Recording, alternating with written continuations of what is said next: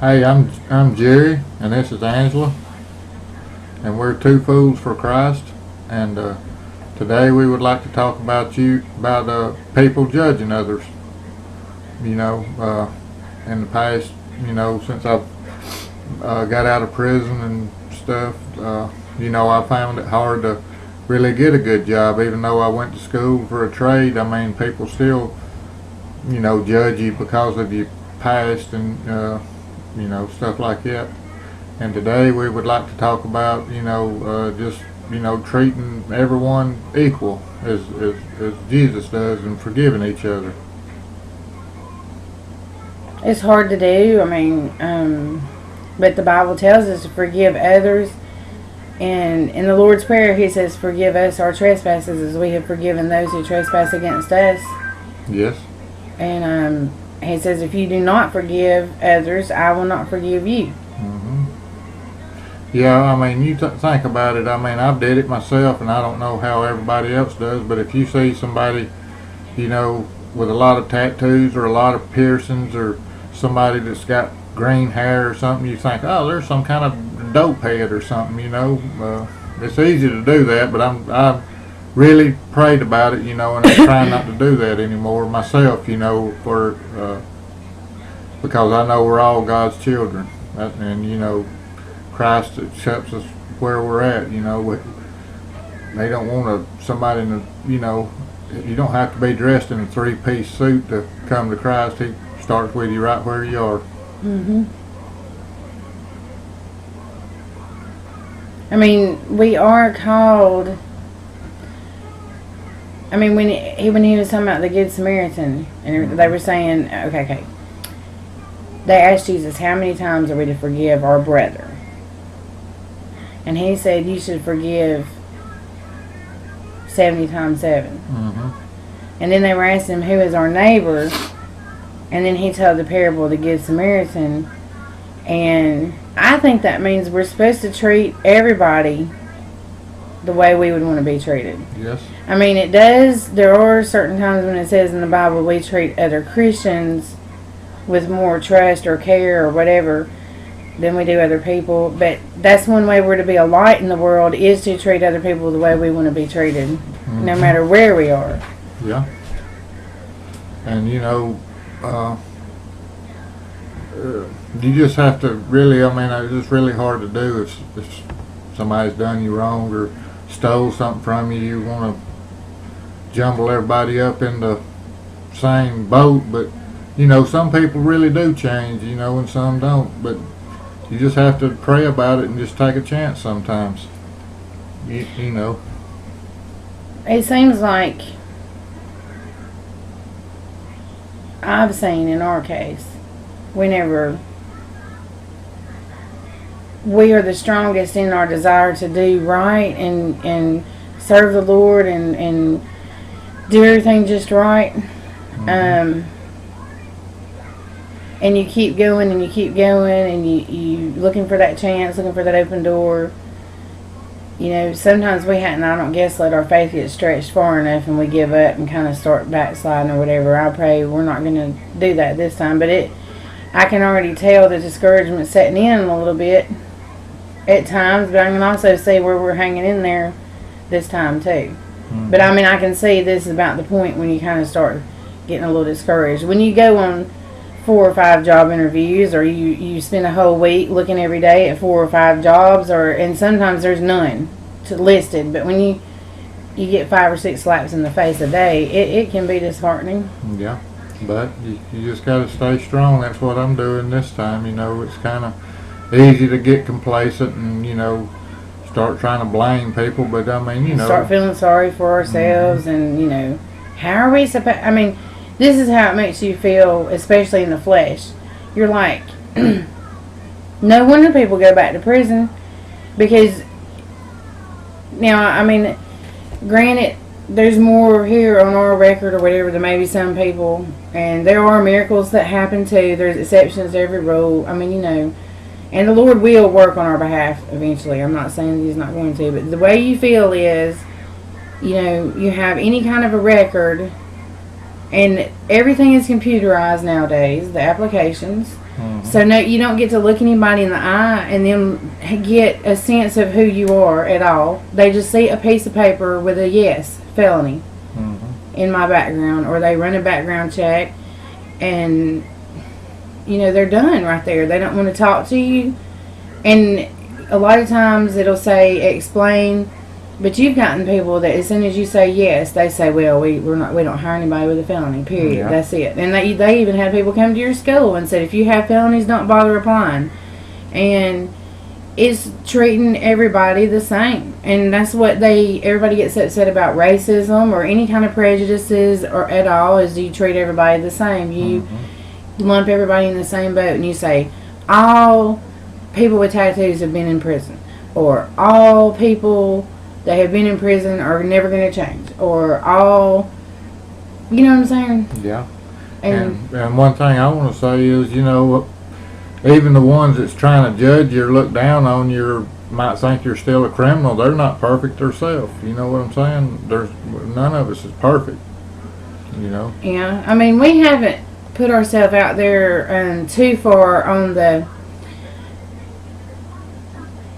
trail that we're trying to we feel led to share our testimony, and we've only told a couple of people about how we feel called into ministry, and we're not met with a lot of enthusiasm sometimes because of our story, and it's so fresh and rough right now. We still have things to go through, and that can be a little bit discouraging too, because we have been very sincere in our walk with the Lord since 2010.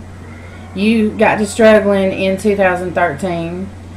We asked for prayer. We told some people how we were struggling. We were still sincere in our walk with the Lord. And it wasn't an everyday. You didn't go back to being like a drunkard, whatever, like the Bible would call an actual drunkard.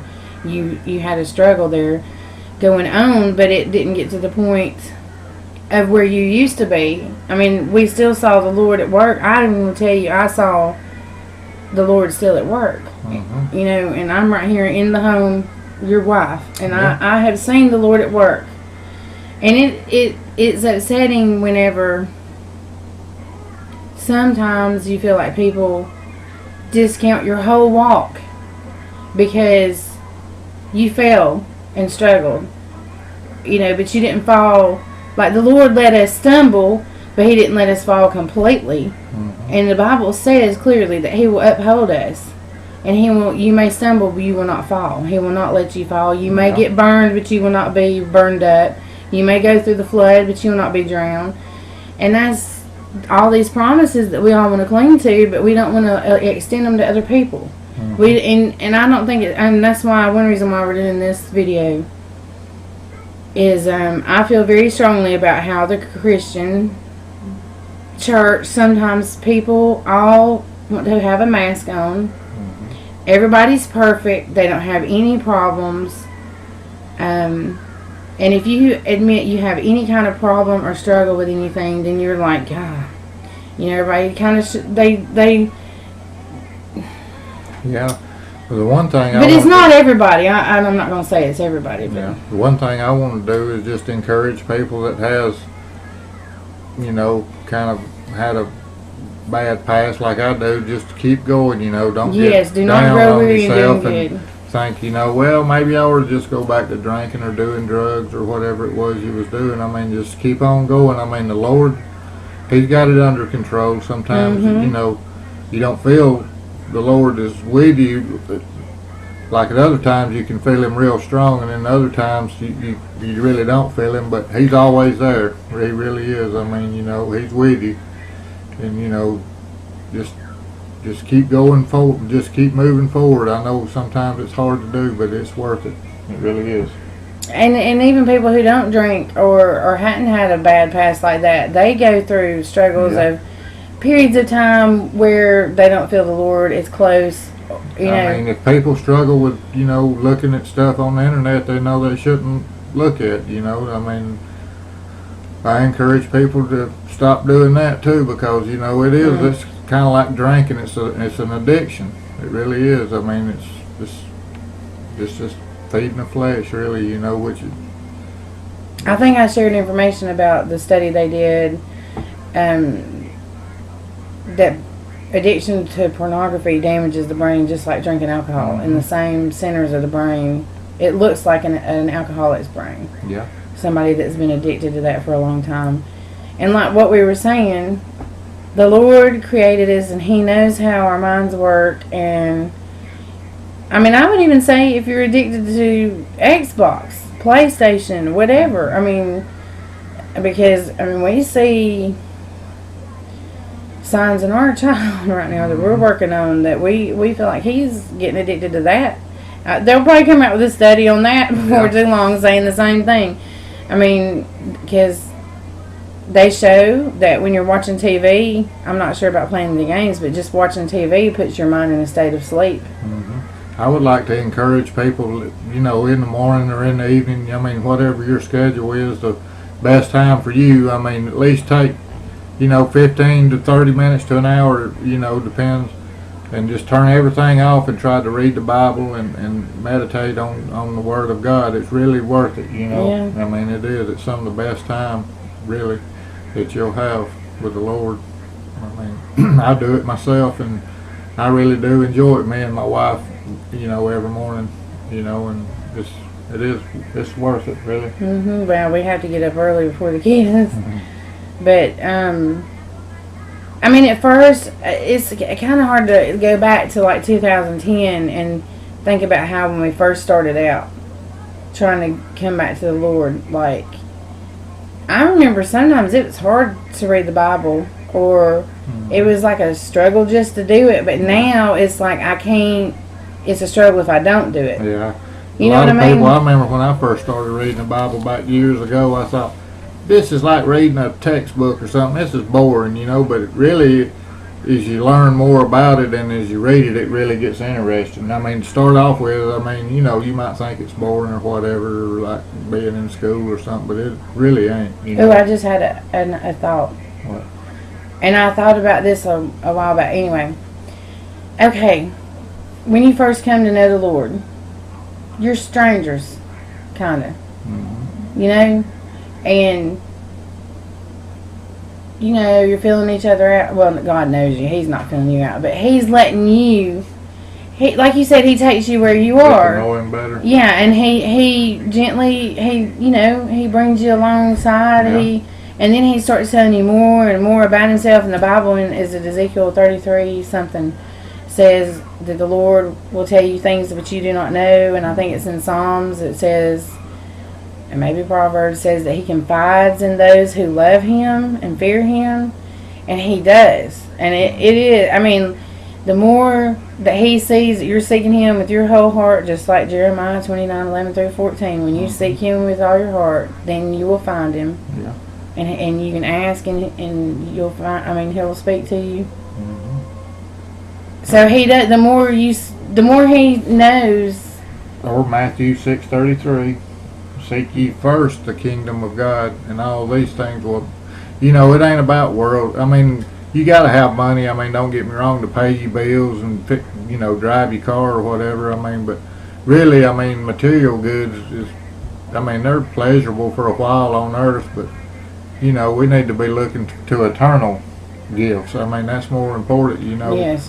I ain't here on this earth to see who can drive the fanciest car, live in the fanciest house. The fastest car. Yeah, and all that. At the end of the day, when we're in the graveyard, what are they going to put on our tombstone? He had a fast car.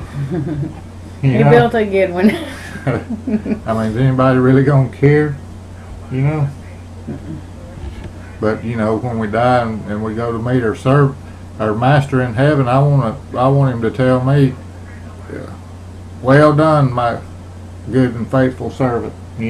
That means more to me than anything else. Yeah, I remember what you said the other day about you just wish you hadn't wasted so many years. Yeah. I feel the same way. Serving the Lord it's really been the best time of my life. It really has. I just, like I told my wife, I wish I hadn't spent all them years drinking and thinking all that junk was cool when I was just really ignorant, Back then when I was in the world, when when I was doing all the drinking and drugs and staying drunk all the time, I didn't care what nobody thought about me. I'd go out to a restaurant drunker than a bicycle. I didn't care what anybody said, but now that I'm trying to be a Christian, it's like, oh, well, I don't know what people say about me, you know. Yeah, who cares? I mean, I don't care what people say Jesus about me. said They if can you- say whatever they want to, you know. hey, the one thing's for sure. Jesus said they hated him, they were going to hate us eventually. Yeah, they persecuted him. They're gonna persecute you. I mean, you know, And- he's the master, and we're his So you might as well servants and just go followers. in that, you knowing know, that. So, you know, they hung him on the cross. We're probably lucky we don't get it ourselves. Might do it before it's over with. Well, and the other thing he also said was he would never leave us nor forsake us. Yeah. And he also said that, you know, we'll be blessed in eternity.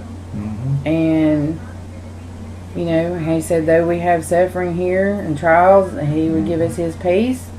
And another thing I want to tell people too is, you know, I tell my son all the time, because I remember when I was my son's age, I thought all this was a fairy tale. It really ain't. I used to did think it. I mean, who believes some whale is going to swallow a man in 3 days and then spit him up?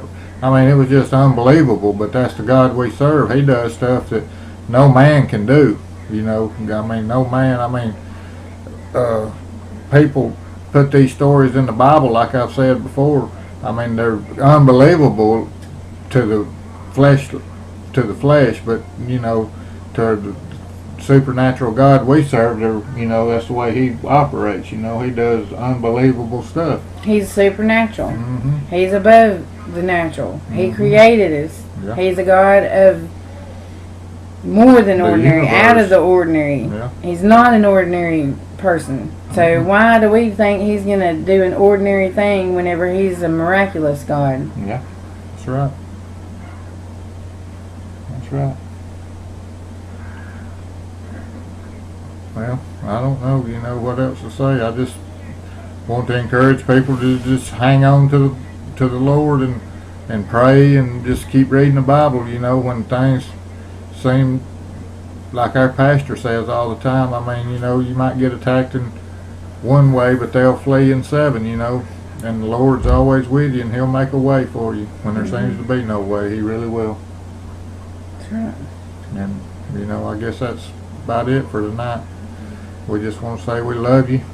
And Yep. just And hang if on you- to the Lord. And if you have any questions you want us to answer, or thoughts you want to hear about what we think about something, we would love to tell you whatever the Lord's revealed to us, or pray about it and tell you, you know, Yeah. we can ask around, we can look it up, we can research it and pray about it, and we would love to hear from questions.